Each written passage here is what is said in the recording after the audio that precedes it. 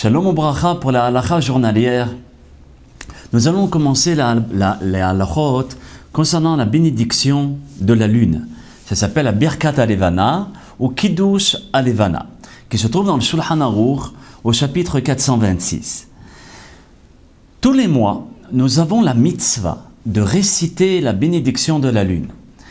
Car à ce moment précis, on reçoit ce qu'on appelle la Shechina, la présence d'Akadosh Baruch Hu.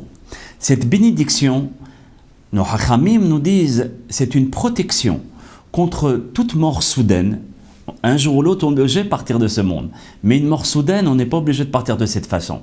Donc la Birkat Alevana nous protège. Ou bien d'une mort, Hasbe Shalom, qui est tragique. Et ceci, c'est une protection pour tout le mois. En fait, ce n'est pas, lorsqu'on fait Birkat Alevana, ce n'est pas la lune à qui on bénit ou bien on sanctifie, mais c'est Akadosh Baruch Hu, qui est le maître du monde, et c'est lui qu'on loue pour le renouvellement de la lune. Cette bracha, cette bénédiction, doit être récitée à la nuit, quand il fait carrément la nuit tombée, et vraiment en cas de force majeure, elle peut être dite après le coucher du soleil, mais pas avant. Les Séfaradim peuvent réciter la Birkat Alevana qu'après 7 jours entiers depuis son apparition, ça veut dire depuis le Moulad, généralement 7 jours. Les Ashkenazim, eux, ils peuvent aller selon le Rama, Rabbi Moshe Asserlas, juste après 3 jours. Ils peuvent faire la Birkat Alevana toujours 3 jours depuis le Moulad. Par contre, les Sfaradim, s'ils voient qu'il y a un cas de force majeure, ils peuvent se conformer selon la vie de Rama, surtout pendant les mois d'hiver, et de faire la Birkat Alevana après 3 jours. C'est sûr que ce n'est pas obligé que ce soit 3 jours, 24 heures. Vous voyez, ce n'est pas obligé. Même s'il manque un petit peu, c'est permis.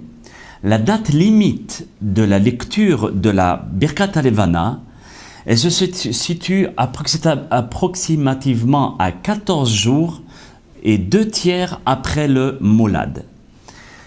Un aphorisme de la journée qui se trouve dans le Pirkei Avot, au chapitre 4 et à la Mishnah 20. Rav Yossé, fils de Yehuda, il habitait en Babylone, et il disait, celui qui est instruit par un jeune homme, ça veut dire son Rav, c'est un jeune homme qui a Baruch Hashem beaucoup de connaissances, mais il est très jeune.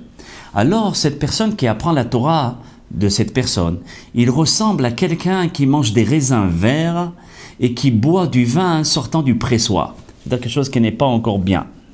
Mais celui qui a pour maître un homme âgé, il ressemble à une personne qui mange des raisins mûrs et qui boit du vieux vin.